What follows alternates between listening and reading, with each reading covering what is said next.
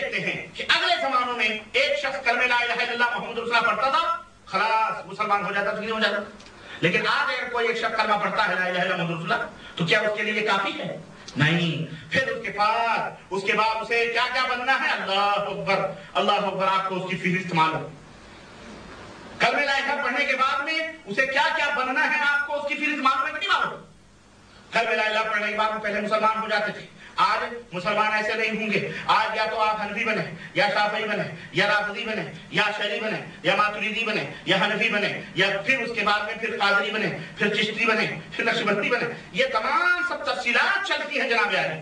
لیکن اگر آپ یہ صرف کہتے ہیں کہ لا الہ الا محمد رسول اللہ بھائی ہم پڑھتے ہیں اور یہی ہمارا اسلام ہے، ہمارا، آپ کو نیچے سے اوپر تک گھور کے دیکھے گا، وہ پھٹ سے کہے گا اس کا مطلب یہ ہے کہ آپ غیر مقلد ہیں. سیدھے کہنے کا یعنی آپ لا مذہب ہیں، کسی مذہب کو نہیں مانتے. استغفر. یہ جواب، یہ نتیجہ یہ نکلے گا. اس طرح جاہلوں کے دماغوں میں، عوام کے دماغ میں ان ملاؤں نے یہ تمام سب چیزیں بچھا دی ہیں. میرے عزیزو، پہلے یہ ہوتا تھا کلمہ لا الہ پڑھ لیا، وہ مسلمان ہو گیا، خلاص اسلام کے زیر سایہ زندگی گزارتا. مسلمانوں کی جماعت اس کی حمایت اور مدد کرتی. نہ کوئی فروعی جھگڑا تھا، نہ کوئی اصولی، نہ عقیدوں کی بنیاد پر بنٹوارا، نہ مسجدیں الگ الگ، نہ جماعتیں الگ الگ، نہ کوئی تمیز، نہ مسلکی جھگڑا، نہ خاندانی جھگڑا، نہ نسبتی جھگڑا، نہ سیاسی لڑائیاں. سب کے سب ایک روح اور ایک جسم کی مانند تھے. سب امت الاسلام کہلاتے تھے. امت واحدہ، ملت واحدہ سب کہلاتے تھے. سب کا عقیدہ ایک، سب کا قبلہ ایک، سب کا نبی ایک، سب کا قرآن ایک، احکام سب کے اوپر یکساں طور پر ایک اسلامی سلطنت کے زیر سایہ تمام مسلمان خوش باش ہو کر کے زندگی گزارتے تھے. عزت، حکومت، سلطنت سب ایک تھی ان کی، اور وہ بلند تھے اور آگے بڑھتے رہے. یہ عہد اول تھا جو گزر گیا. یہ زمینی زمانے تھے، اوقات تھے، وہ لمحے تھے جو گزر گئے. نہ کوئی پارٹی، نہ کوئی جماعت، نہ کوئی گروہ، نہ جھگڑا، نہ لڑائی.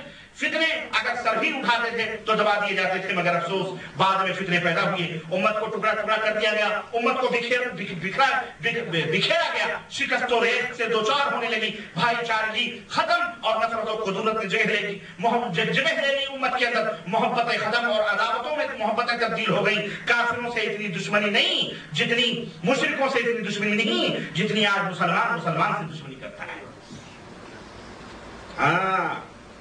مسلمان سے دشمنی کرتا ہے، نفرتیں کرتا ہے، آپس میں قتل ہو رہے ہیں، خون ہو رہے ہیں، اور جو ہے مسلح گھسیٹے جا رہے ہیں. اور اسباب جو ہیں وہی ہیں جو میں نے ابھی ذکر کیے ہیں کہ ان اسباب کی بنا پر اس طرح سے یہ ہو رہا ہے. یعنی سیاسی کہیں جھگڑے ہیں، کہیں عقیدوں کے جھگڑے ہیں، کہیں مسلکی جھگڑے ہیں، کہیں مذہبی لڑائیاں ہیں. اس طرح سے مسلمان ٹکڑے ٹکڑے میں ہیں. اور جہاں تک یہ مذہبی تعصب اور مسلکی تعصب کی بات ہے، جسے ہم فروعی اختلافات کہتے ہیں، اور جس نے آج تک امت کو ملنے نہیں دیا ہے، ٹکڑے ٹکڑے کر دیا ہے امت میں، اس میں میں ایک بات صراحتاً اور واضح طور پر امت محمدیہ صلی اللہ علیہ وسلم کے سامنے رکھنا چاہوں گا کہ جن کا نام لے لے کر کے امت کو بانٹا گیا ہے، اللہ کی قسم وہ ائمہ، وہ بزرگان دین، وہ صالحین، وہ نیکوکار، متقی لوگ ان تمام سب تقسیمات سے بری ہیں. الحمدللہ ان کی نہ کوئی خطا ہے، نہ ہی ان کی کوئی غلطی ہے، بلکہ سنو اور یہ بات نوٹ کر لو، بلکہ ان ائمہ رحمہم اللہ نے اپنی تقلید کی تحریم کا، اپنی تقلید کی حرمت کا سب سے پہلے فتویٰ دیا ہے. نہیں سمجھ آئی؟ آج کہتے ہیں اہل حدیث تقلید کرنے کو حرام قرار دیتے ہیں. ہم نہیں قرار دیتے، ہم تو ائمہ رحمہم اللہ کی باتوں کو پیش کرتے ہیں. خود ائمہ رحمہم اللہ نے اپنی تقلید حرام قرار دی ہے، حرام قرار دی کہ میری تقلید کرنا حرام ہے. کیا ہے؟ سمجھ نہیں آئی آپ؟